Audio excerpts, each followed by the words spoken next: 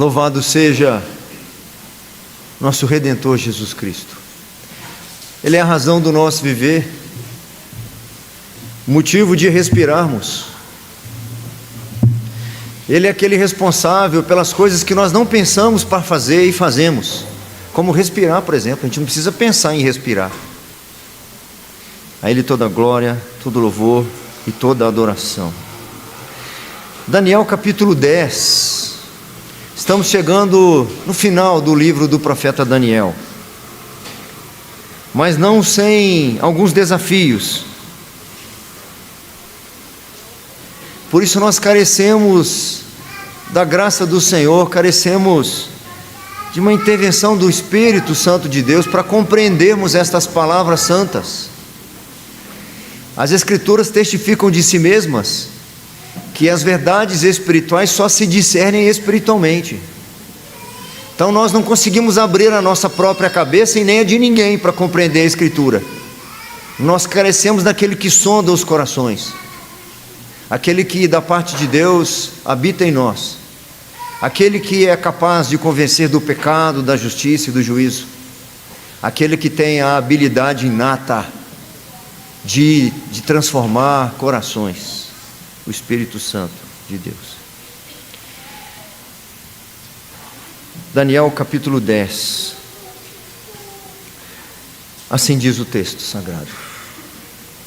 No terceiro ano de Ciro, rei da Pérsia, foi revelada uma palavra a Daniel, cujo nome é Beltesazar. A palavra era verdadeira e envolvia grande conflito. Ele entendeu a palavra e teve a inteligência da visão. Naqueles dias, eu, Daniel, pranteei durante 3 semanas. Manjar desejável não comi, nem carne, nem vinho entraram na minha boca, nem me ungi com óleo algum, até que passaram as 3 semanas inteiras. No dia 24 do primeiro mês, estando eu à borda do grande rio Tigre, levantei os olhos e olhei, e eis um homem vestido de linho, cujos ombros estavam cingidos de ouro puro de Ufaz. O 6.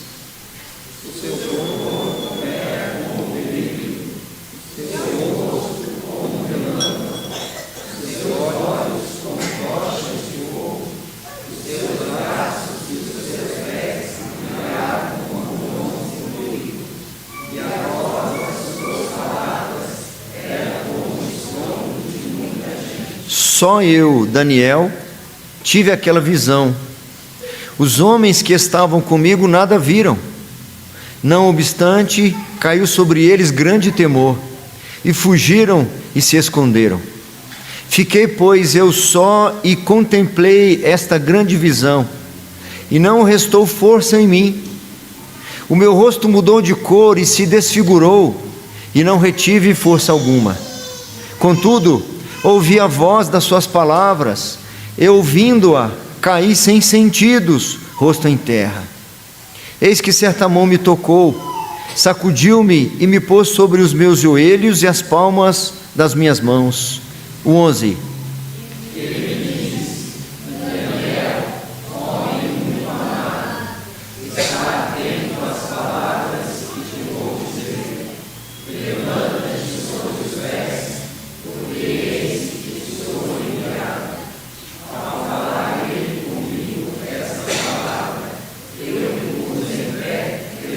Então me disse: não temas, Daniel, porque desde o primeiro dia em que aplicaste o coração a compreender e a humilhar-te perante o teu Deus, foram ouvidas as tuas palavras, e por causa das tuas palavras é que eu vim. Mas o príncipe do reino da Pérsia me resistiu por 21 dias. Porém Miguel, um dos primeiros príncipes, veio para ajudar-me, e eu obtive vitória sobre os reis da Pérsia. Agora vim para fazer-te entender o que há de suceder ao teu povo nos últimos dias, porque a visão se refere a dias ainda distantes. Ao falar ele comigo estas palavras, dirigi o olhar para a terra e calei. 16.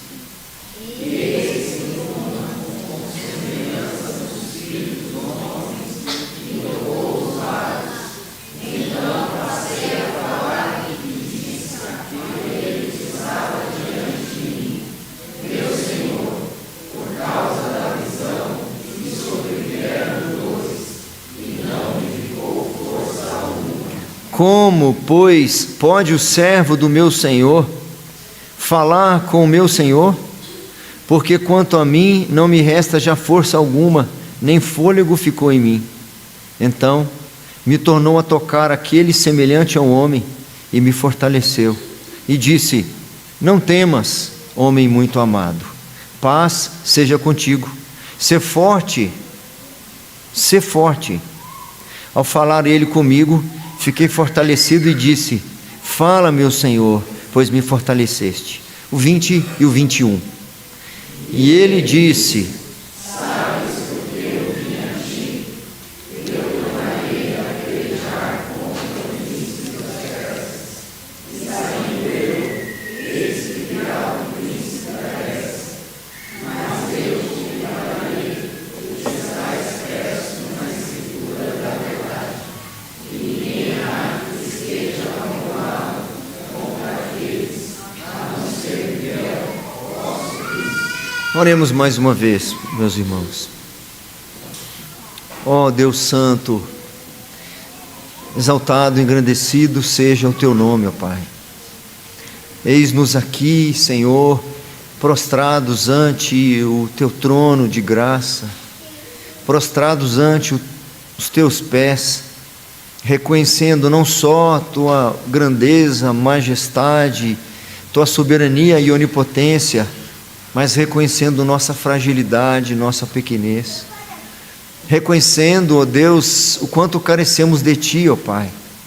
Ainda que de forma limitada, nós temos essa compreensão de que a nossa alma tem sede de Ti, que nossa alma se alimenta da palavra que procede da Tua boca. Reconhecemos também, Senhor, que em nós não há habilidades para compreendê-la, não há em nós meios de digeri-la, de ruminá-la e sequer praticá-la. Por isso nós te imploramos, Senhor, que estas verdades espirituais sejam discernidas pelo Teu Espírito, para que nós a compreendamos. Aqueça nosso coração, Senhor, com a Tua santa presença, e de forma simples, ó Deus, mas profunda, instrua-nos nesta hora. É a oração que o Teu povo faz, no nome precioso de nosso Redentor Jesus. Amém. Esse capítulo 10, meus irmãos, ele é uma espécie de prefácio para os últimos dois, o 11 e o 12. Eles são uma obra só, e naturalmente que nós vamos ter que dividir e subdividir para a gente poder conseguir caminhar o capítulo 10, 11 e o 12. Os capítulos 11 e o 12 têm aqui uma concentração maior de literatura apocalíptica, de revelações pormenorizadas de acontecimentos futuros. Talvez seja o ponto alto das revelações proféticas, apocalípticas para Daniel. E antes de as revelar, o Senhor então faz essa introdução, preparando Daniel para aquilo que ele receberá.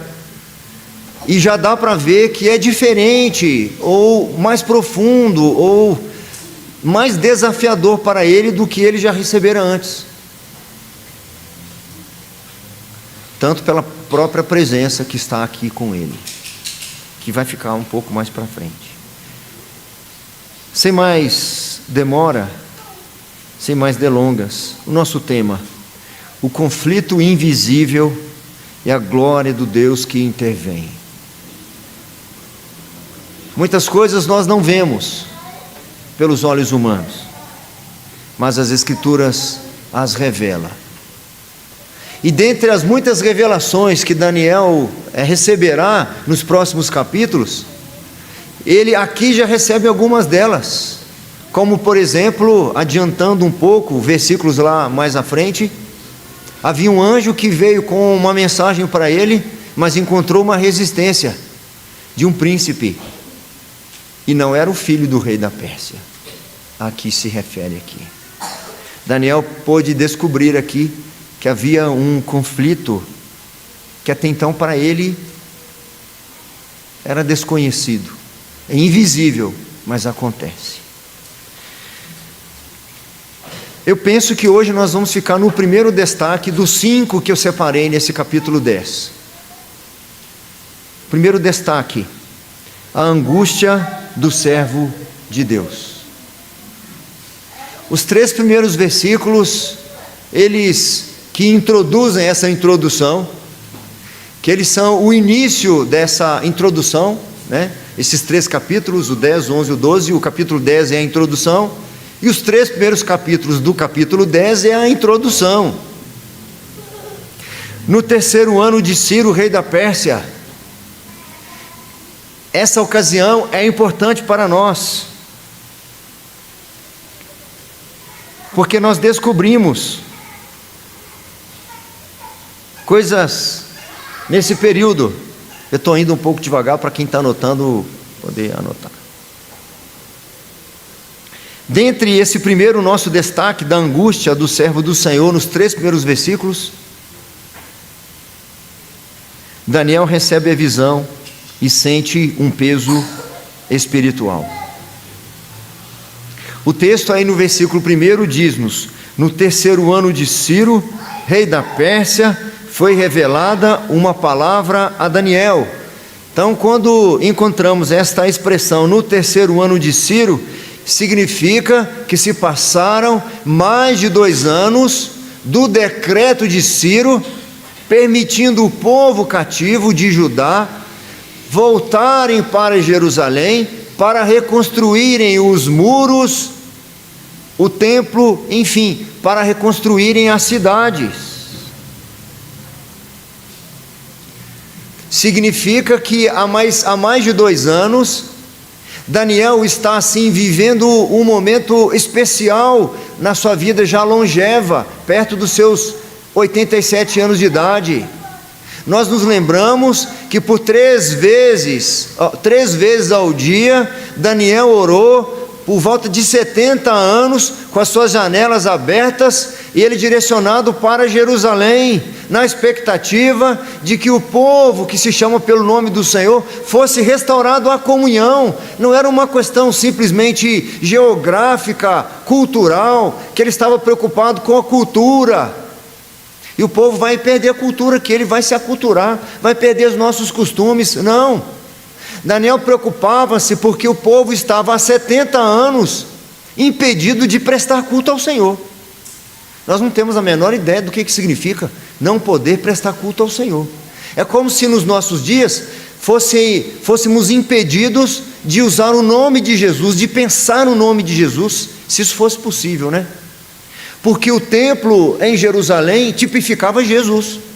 O templo em Jerusalém era o lugar de mediação, o único lugar onde Deus ouviria as orações.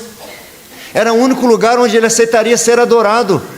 É por isso que Jesus, lá nos dias do Novo Testamento, quando os discípulos estão ali elogiando aquela construção, ele diz: isso aqui se destrói e se reconstrói em 3 dias. Ele estava falando dele mesmo, porque ele é o mediador, ele é o, entre aspas, o local de culto. Tira Cristo, não tem comunhão com Deus. Tira o templo, não há comunhão com Deus. Não há possibilidade de fazer sacrifício, de fazer as oferendas. Não é possível ouvir Deus. É por isso que nós encontramos salmos de lamentos, em que o povo se lamenta de não poder cultuar o Senhor. Eu não sei, algum dos irmãos aqui pregou algum dia sobre isso, acho que foi o Gabriel, no Salmo 137. Nos salgueiros que lá estavam, nós pendurávamos, né, os nossos instrumentos, e aqueles que os nossos exatores pediam que nós entoássemos os cânticos de Sião. Mas como entoar os cânticos de Sião em terra estranha? E aí agora Daniel então está jubilante, porque aquilo que o Senhor lhe revelara, de que o povo seria restaurado, ele já está experimentando. Há mais de 2 anos um grupo saiu apesar de ser um pequeno grupo, saiu sob a liderança de Zorobabel, que é descendente de Davi, um governador, que saiu para reconstruir a cidade, reconstruir o templo e restaurar a adoração ao Senhor. Só que o versículo 1 diz para nós que a Daniel foi revelada uma palavra.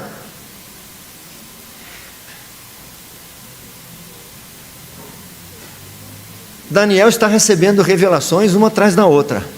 Só que as revelações que Daniel está recebendo advêm de visões e de sonhos, revelações da parte do Senhor. Aqui a expressão no original é diferente.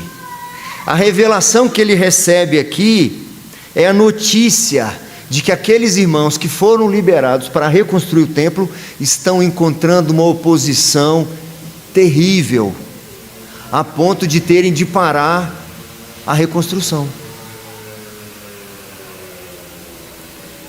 Nós temos acesso àquilo que foi revelado a Daniel, que ele está dizendo no versículo 1. No 3º ano de Ciro, rei da Pérsia, foi revelada uma palavra a Daniel, cujo nome é Beltsazar. A palavra era verdadeira. O que foi revelado a ele? Nós encontramos, por exemplo, lá no livro de Esdras, o seguinte: os inimigos fazem parar a construção do templo.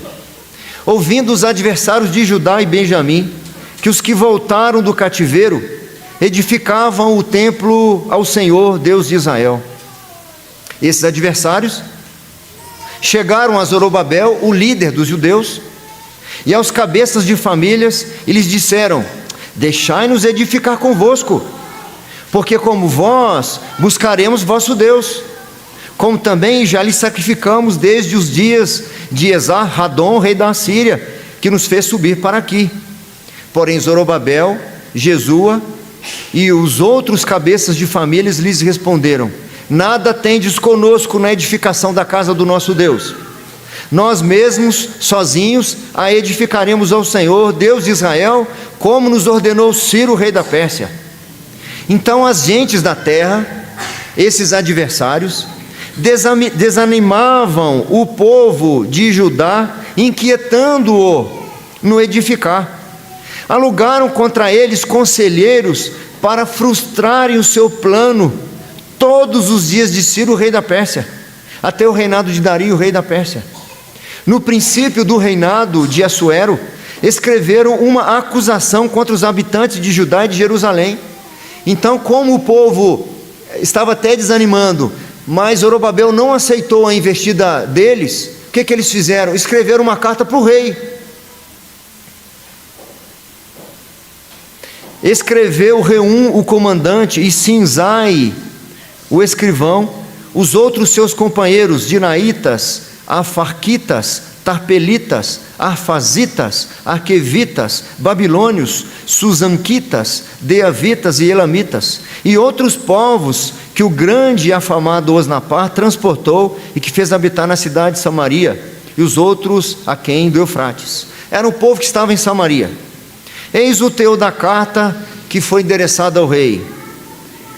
Eles escrevem assim: teus servos, os homens daquém do Eufrates, em tal tempo, seja do conhecimento do rei, que os judeus que subiram de ti vieram a nós a Jerusalém.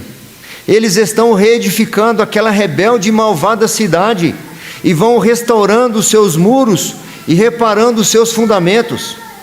Saiba ainda o rei que, se aquela cidade se reedificar, os muros se restaurarem, eles não pagarão os direitos, os impostos e os pedágios, e assim causarão prejuízos ao rei.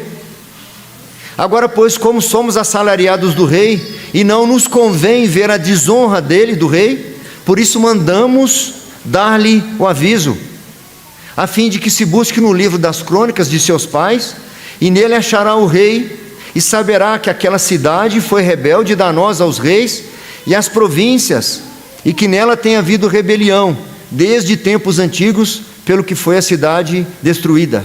Nós, pois, fazemos notório ao rei, que se aquela cidade se reedificar, e os seus muros se restaurarem, sucederá que não terá posse das terras deste lado do Eufrates.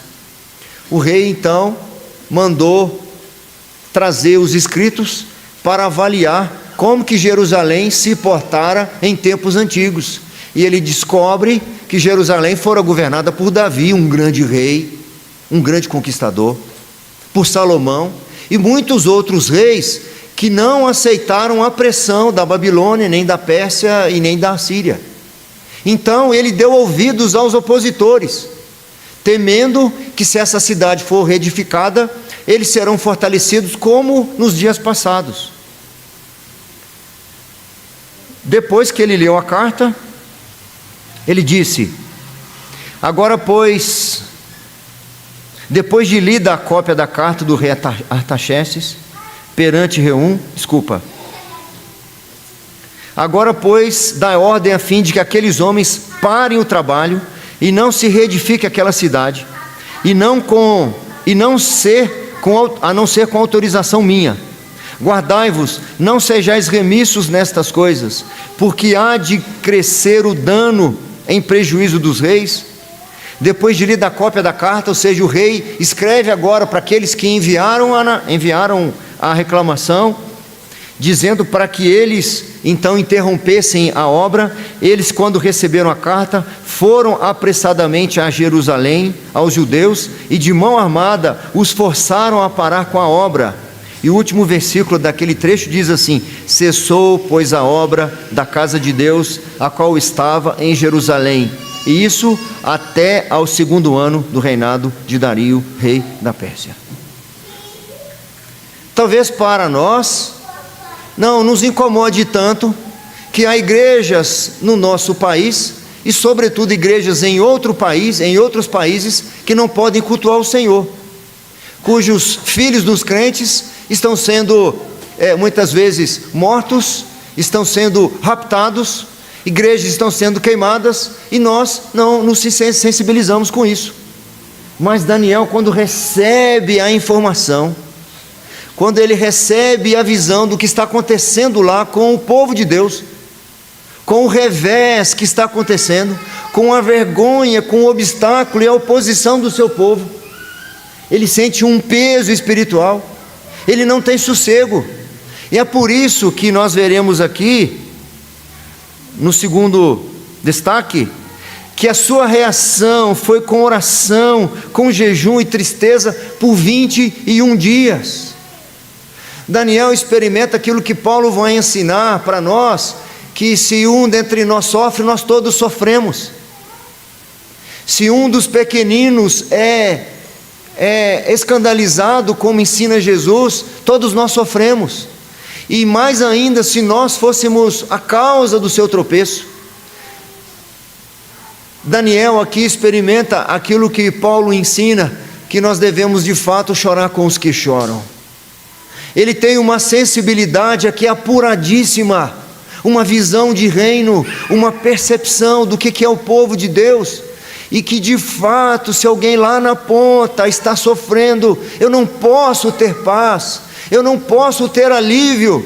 Não há individualismo, não há individualidade nesse aspecto quando nós somos um corpo, quando nós somos membros do mesmo corpo, quando há dezenas de ensinos no Novo Testamento, cuja expressão é uns aos outros e os seus correlatos. Não é possível nós entendermos que estamos tendo avanço como igreja, como povo, como família ou como indivíduo, enquanto os outros indivíduos, famílias e igrejas estão em decadência. O versículo 2 vai dizer: naqueles dias eu, Daniel, pranteei durante 3 semanas. Eu vou lendo essas coisas, falando dessas coisas, e vão me vindo motivos de oração. E aqui já vem ó Senhor, dê-me um coração sensível, dê-me um coração de fato ligado ao teu povo. Dá-me o privilégio de me alegrar com os que se alegram, e não ter despeito daqueles que se alegram. Porque a pessoa troca de carro, ela tem que ficar dando explicação, porque senão as pessoas vão ficar: mas como assim trocou de carro? A gente compra uma camisa nova, a gente tem que ficar explicando por que a gente comprou camisa nova, sob pena da pessoa achar, se despeitar porque a gente comprou uma camisa nova. Como se ela não pudesse naturalmente se alegrar por eu ter comprado uma camisa nova, ou ter trocado um carro novo. Como somos insensíveis, e não há peso em nosso coração, não há instantes pequenos, momentos de choro. Ele chorou 21 dias, 21 dias, e ele poderia lavar as mãos, estou com 87 anos, poderia dizer, já combati o bom combate, completei a carreira, guardei a fé, eu fiz o que eu podia fazer, 70 anos orando 3 vezes por dia, eu fiz o que eu podia fazer. E é interessante que Daniel não vai usar, você não vai mexer os pauzinhos, ele não vai usar os recursos da sua boa fama. Deixa eu lá falar com o rei, porque o rei está sendo mal informado. Preciso lembrar o rei que apenas 2 anos atrás ele publicou um edito, e agora ele está voltando atrás. Ele não faz nada disso, ele não vai conversar com ninguém, ele se retira, ele vai falar com aquele que domina o coração dos reis, ele vai se recorrer, vai se lamentar e chorar, vai insistir, vai implorar e vai clamar, até que ele tenha uma resposta, ainda que seja não. Falamos um pouco disso na quarta-feira, quando pessoas muito próximas de nós e da família, que nós desejamos vê-las lá no céu também, e que nós temos um compromisso de falar do Evangelho para elas, porque queremos encontrar com elas no céu, queremos passar a eternidade com aquele filho, com aquele cônjuge, com aquele pai, com aquela mãe, enfim. E que às vezes a gente fica numa sede, num afã tão grande, que a gente corre o risco de afastá-lo do Senhor, ao invés de aproximá-lo, porque a gente quer abrir a cabeça da pessoa, e a gente às vezes recorre a recursos humanos. Pastor, chama ele, vamos fazer um almoço em casa, leva a mocidade. A gente procura recursos humanos de alguma forma, para ver se traz o coração daquele, e a gente não faz o que deveria fazer. 21 dias chorando aos pés do Eterno.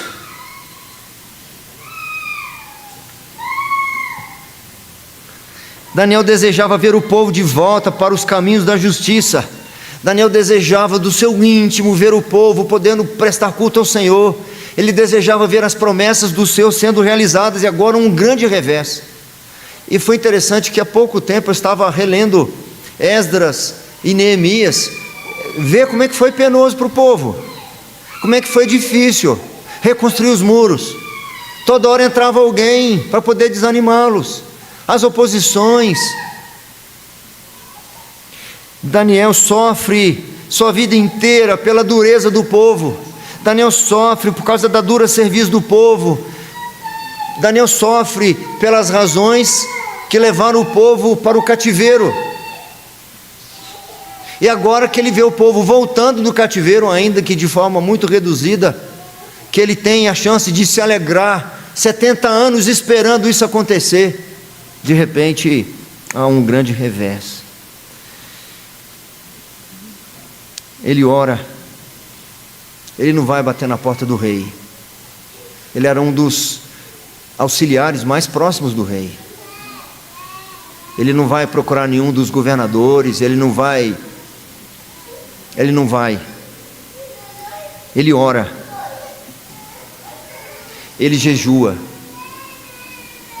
Será que nós temos causas que não são pessoais, que não são causas próprias, que nos levam a jejuar, que já nos levaram a jejuar alguma vez? Hoje se comemora o dia da igreja perseguida. Eu tenho visto nos nossos grupos, se reproduzindo no grupo dos homens da UPH, das mulheres, dos jovens e dos adolescentes. Eu falo até os nomes de quem está publicando lá, o nome de países que devíamos interceder. Nós algum dia nos lamentamos, um instante sequer, nós tivemos a tristeza pela dor daqueles irmãos, ou a gente só se entristece quando é com a gente?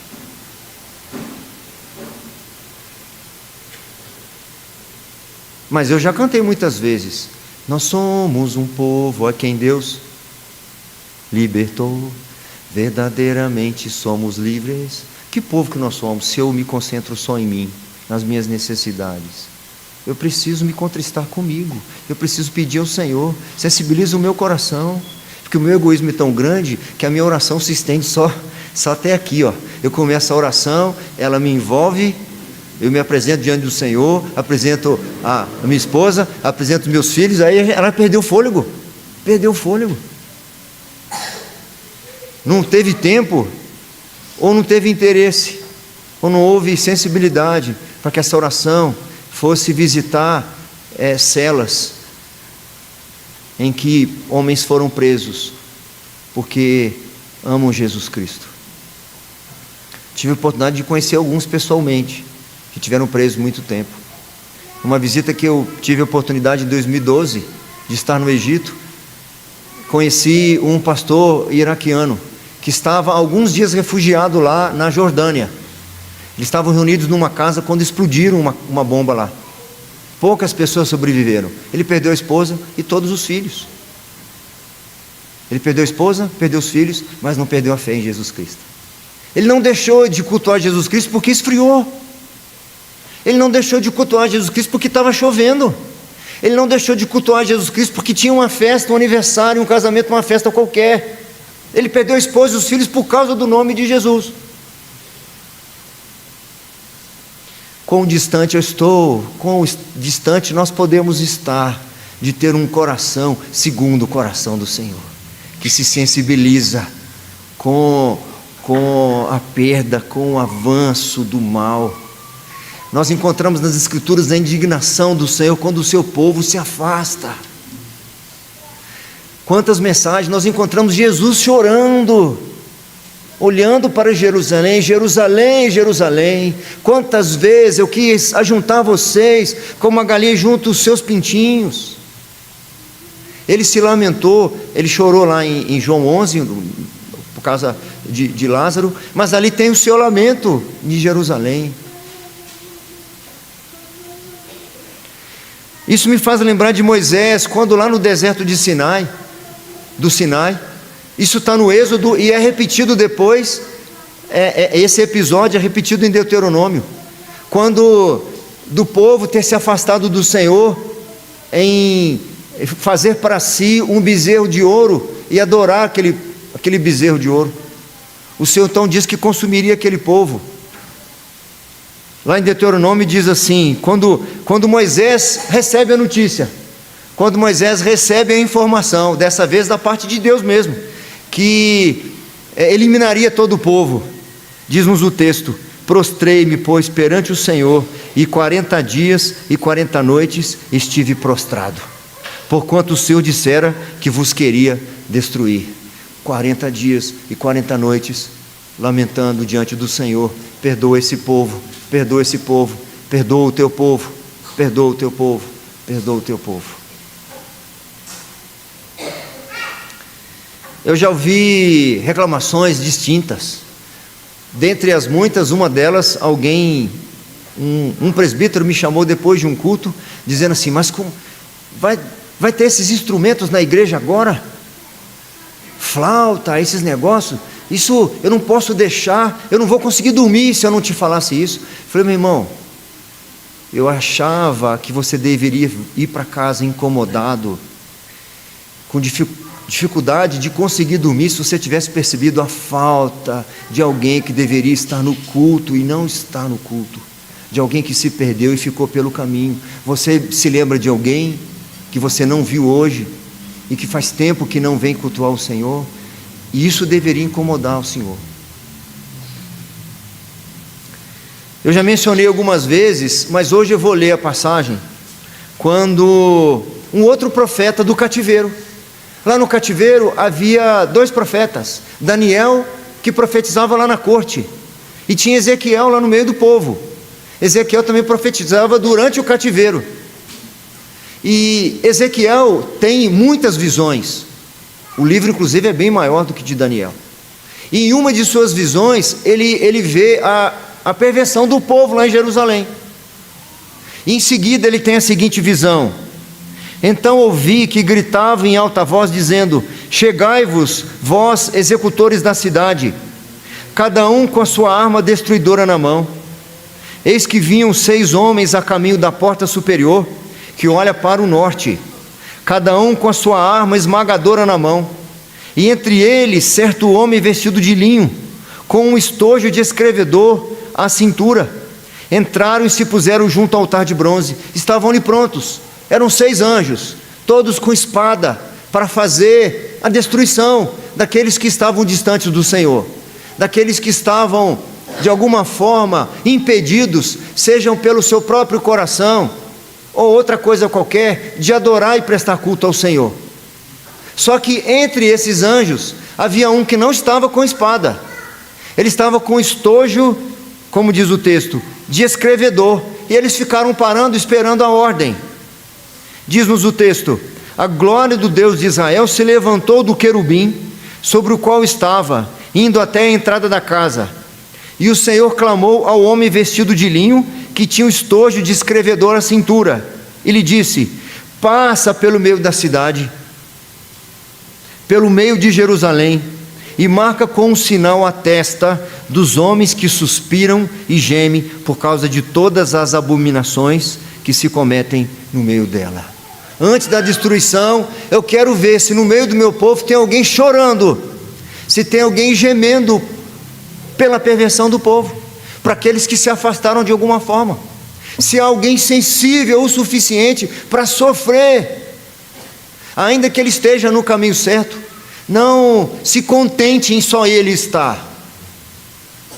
No mesmo livro de Ezequiel, mais à frente, nós encontramos o seguinte ensino: busquei entre eles um homem, mais à frente e em outro contexto, um homem que tapasse o muro e se colocasse na brecha entre mim, se colocasse na brecha perante mim, a favor desta terra, para que eu não a destruísse, mas a ninguém achei.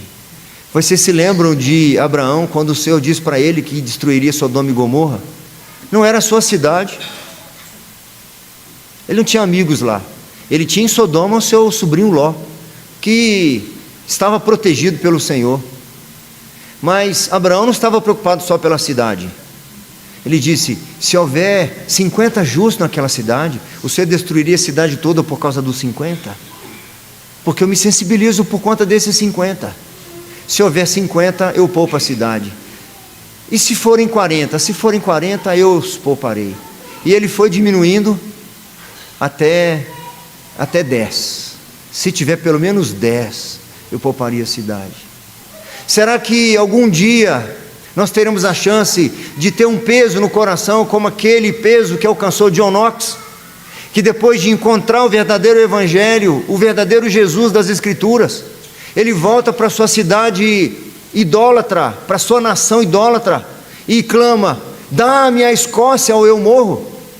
Eu não sei se nós oramos nem pelos nossos vizinhos, eu não sei se nós testemunhamos nem para aqueles que moram na mesma rua que nós. Último lugar, essa angústia do servo de Deus. Vimos que isso foi proporcionado porque Daniel recebe a visão, ele sente um peso espiritual, ele reage a essa má notícia com oração, jejum, tristeza por 21 dias, e nós vemos a fidelidade e a intercessão do justo impactando o céu.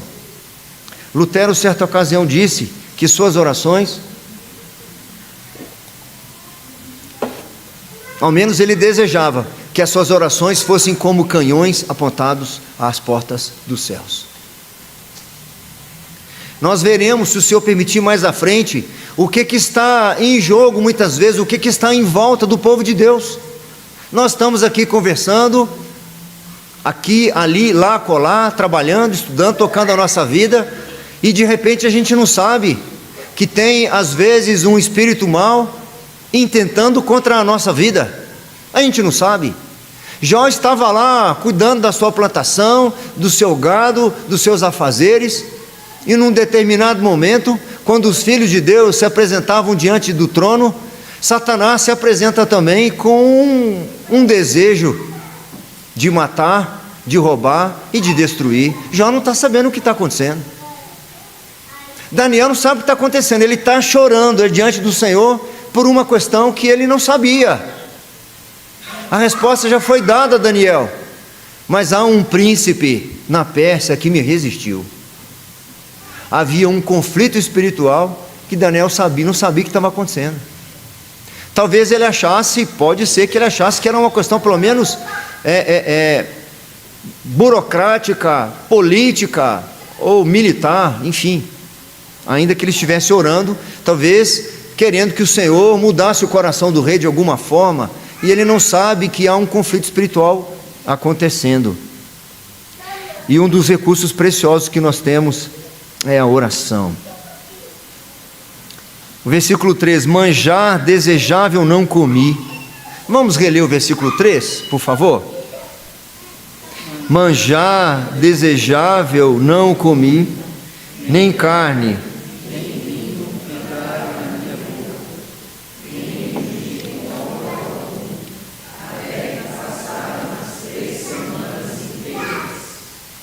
Daniel sabia que ele não tinha outro recurso. Ele se prostraria até a cova, se necessário fosse, para que o seu clamor fosse respondido pelo Senhor, ainda que a resposta fosse negativa. Mas não era o caso, porque Daniel já recebera da parte do Senhor promessa de libertar o povo, de restaurar a sorte do povo. Não era o caso de esperar uma resposta negativa. Nesse caso, não. Daniel insiste em oração a Deus, confiado na própria palavra de Deus. Daniel aponta seus olhos para o Eterno, confiado em suas promessas. E assim como eu mencionei, o próprio jejum e a nossa sensibilidade e tristeza, eu destaco um pouco mais a nossa própria oração. Qual foi a última vez que nós nos apegamos mesmo ao Senhor com uma oração insistente? Se nós olharmos, é possível que cheguemos à conclusão de que nos momentos mais difíceis nós fizemos isso. Quando estávamos doentes, decepcionados, quando estávamos frustrados, quando perdemos alguma coisa, ou enfim, quando estávamos em algum sofrimento. Nos momentos em que a gente não está em sofrimento, a gente até ora, mas não como essa oração que Lutero diz que aponta para a porta do céu, suas orações como um canhão. Essas orações como John Knox, dá-me a Escócia ou eu morro. Essa oração de Daniel, que clama pelo perdão do povo no capítulo anterior. Eu creio que nós não precisaríamos de passar por sofrimentos para que nós pudéssemos estar sensibilizados e interessados em apontar nossas orações ao Senhor. Talvez, se nós estivéssemos mais sensibilizados pela dor dos outros, nós sofreríamos sem sofrer. Ou melhor dizendo, nós sofreríamos pela dor dos outros sem que ela fosse a nossa própria dor, sem que nós tivéssemos que estar no hospital acamado, a ponto de nós nos sentirmos sensibilizados por aqueles que lá estão. Tiago, o meio-irmão de Jesus, filho de Maria, não tinha nascido naturalmente aqui nesses dias do profeta Daniel. E ainda mais não tinha escrito a sua carta, que está lá no final do Novo Testamento. Mas Daniel sabia de coisas preciosas que Tiago vai registrar lá no futuro. Daniel sabia. Daniel sabia da importância da oração. Daniel sabia da relevância da oração. Daniel sabia. Muitas vezes nós estamos dando, como diz aí, murro em ponta de faca, tentando encontrar soluções da maneira mais difícil, quando nós deveríamos pedir ao Senhor, mesmo que levassem 21 dias, mesmo que levassem 40 dias, como Moisés, ou 70 anos. Tiago escreve assim: muito pode por sua eficácia a súplica do justo. E ele completa dizendo: Elias era um homem semelhante a nós, sujeito aos mesmos sentimentos, e orou com instância para que não chovesse sobre a terra. E por 3 anos e 6 meses não choveu. E orou de novo, e o céu deu chuva, e a terra fez germinar seus frutos. Eu pergunto novamente: quando que nós oramos assim com instância? Pela solução de um negócio, pela conversão de alguém? Eu pergunto: quantas vezes nós já sentimos angústia santa pelo povo de Deus, pela igreja e pela nação? Se eu fosse me deter só lá em Tiago, eu poderia fazer até outras perguntas, é porque eu não estou pregando lá em Tiago, mas eu poderia perguntar: quantas vezes nós sentimos alguma angústia pelas viúvas, pelos desempregados, pelos órfãos?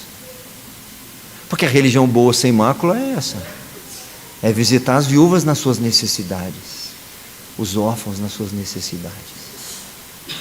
Qual a última vez que eu senti falta de alguém que não estava em comunhão, ou não estava demonstrando comunhão com o Senhor?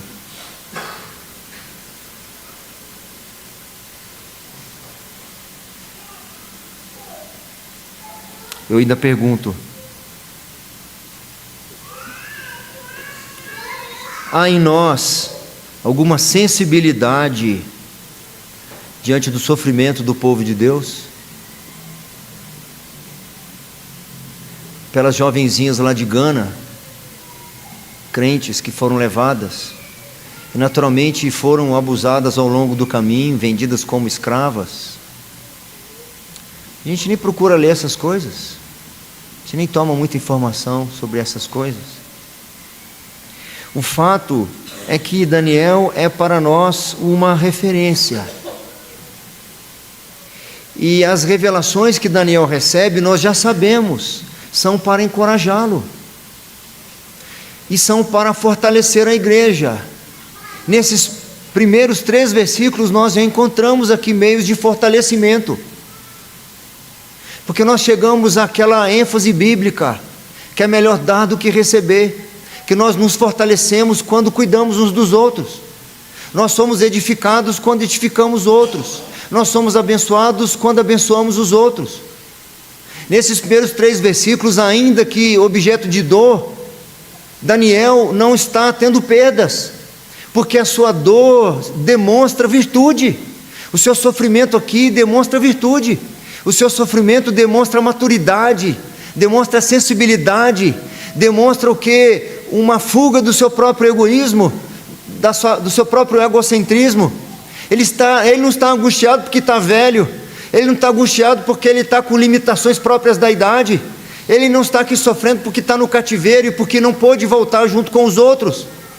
Não, ele está se lamentando por coisas excelentes, nobres, maravilhosas, e que eu espero que nós com 86 anos, 87 anos, possamos estar também. Não olhando para o nosso próprio umbigo, nossas próprias limitações, e reclamando da vida, e vivendo um pessimismo como quem está indo para a cova. Não, vivendo sonhos preciosos, se importando com causas preciosas, porque essas causas que você tem, elas todas passarão. Esse emprego um dia que você tem vai passar, esse diploma um dia não vai fazer mais sentido. E qual é a nossa causa que deve percorrer-nos até o último suspiro? São essas causas, essas nobres causas. E quando o Senhor faz com que um velho profeta consiga ter um coração aquecido, encontrar sentido na sua vida, eu não posso ir lá ajudar a reconstruir o muro, eu não posso ir lá ajudar a reconstruir o templo de Jerusalém, mas eu posso me prostrar aqui onde eu estou e clamar pelo reino de Deus, pelo povo de Deus, pela promessa de Deus, pelo novo céu e pela nova terra. Que lá também estejam os nossos olhos e que possamos, ainda na idade avançada, ter sonhos, e que os nossos sonhos não sejam meramente por realizações humanas passageiras. Que os nossos sonhos, com o avançar da nossa idade, continuem sendo o reino de Deus e a sua justiça.